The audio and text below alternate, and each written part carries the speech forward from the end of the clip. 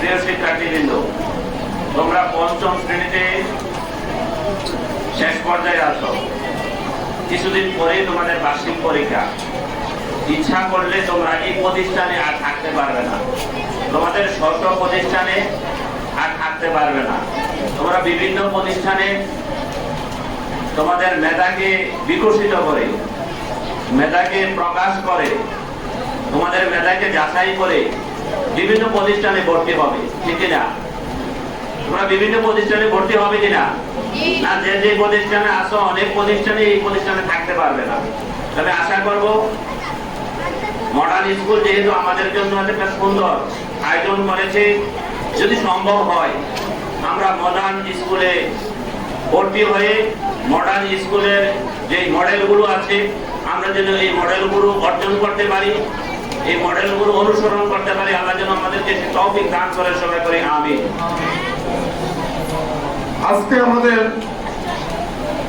এই কোমলমতি শিক্ষার্থীদের, সোনামতি মনে শিক্ষার্থীদের এই ভিত্তিক পরীক্ষার মেধাবৃত্তির মাধ্যমে নিজেকে একটি মিলন মেলা,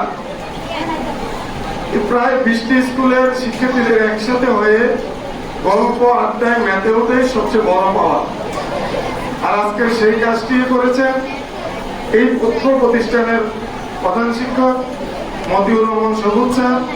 যেই কারণে যেভাবে শিক্ষার্থীরা একসাথে হয়েছে, আমরা শিক্ষার সাথে সম্পৃক্ত যারা শিক্ষকরাও আমরা একসাথে একই প্ল্যাটফর্মে আমরা একসাথে হয়েছি। সেই দিনটি আমি মনে করি আজকে একটা আনন্দের দিন, আজকের এই দিনটি একটি খুশির দিন। আমি সকল শিক্ষার্থীদেরকে আজকে এই মেধাবৃত্তি পরীক্ষা অংশগ্রহণ করার জন্য আমি আন্তরিকভাবে অভিনন্দন জানাবো। আজকে যার উদ্দেশ্যে যে নামটা নিয়ে আজকে অনুষ্ঠানটা জনাব ডাক্তার রকুলউদ্দিন সাহেব, ওনার স্মরণে আমি সবার কাছে অনুরোধ করব, ওনার জন্য আপনারা সবাই দোয়া করবেন, আমাদের কাছে জান্নাতবাসী করেন। প্রিয় শিক্ষার্থীরা, আজকে আমি দুটি কথা বলবো। এখানে যারা উপস্থিত আছেন সকল প্রতিষ্ঠানের প্রধান এবং প্রিন্ট মিডিয়া সহ সকল অভিভাবকদেরকে আন্তরিক অভিনন্দন জানাবো চৌপল জানার উচ্চ বিদ্যালয়ের পক্ষ থেকে। পাশাপাশি চৌপল জানার উচ্চ বিদ্যালয়ের একটা অংশ Nagas modern school, ideal school. আমার তোমাদের সাথে সবচেয়ে ভালো লাগছে বসে এই জন্য, যারা তোমাদেরকে এই পরীক্ষা অংশগ্রহণ করার জন্য যে প্রতিষ্ঠান প্রধানরা উৎসাহ দিয়েছেন, আমি তাদেরকেও আন্তরিক অভিনন্দন জানাচ্ছি।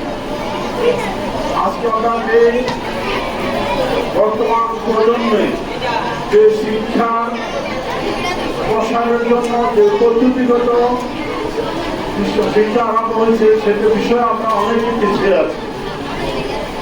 আমাদের সময় ছিল নলেজ ইজ পাওয়ার, মানে জ্ঞানী শক্তি। এখন আরো মনে করে এটাকে বলা হচ্ছে ইনফরমেশন ইজ পাওয়ার। তাহলে বর্তমান ডিজিটাল যুগ, আইসিটি যুগের তথ্য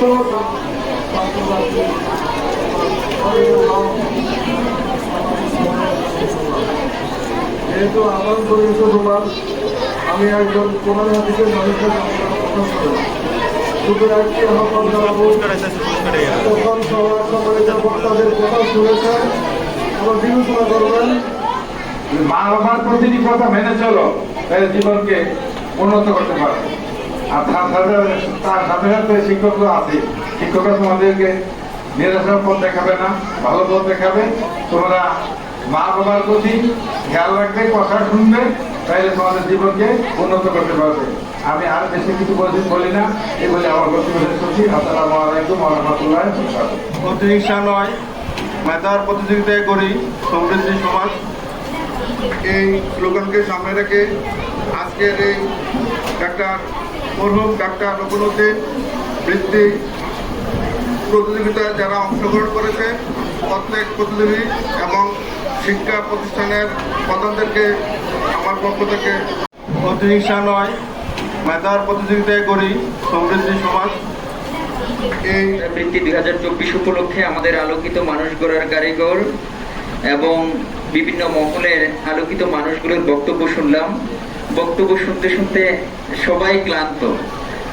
প্রেমে বসে আছি পাপি ও ভাগায়, ও প্যার নবী আল আরবি দেখা দাও আমায়, তোমারি প্রেমে বসে আছি পাপি ও ভাগায়।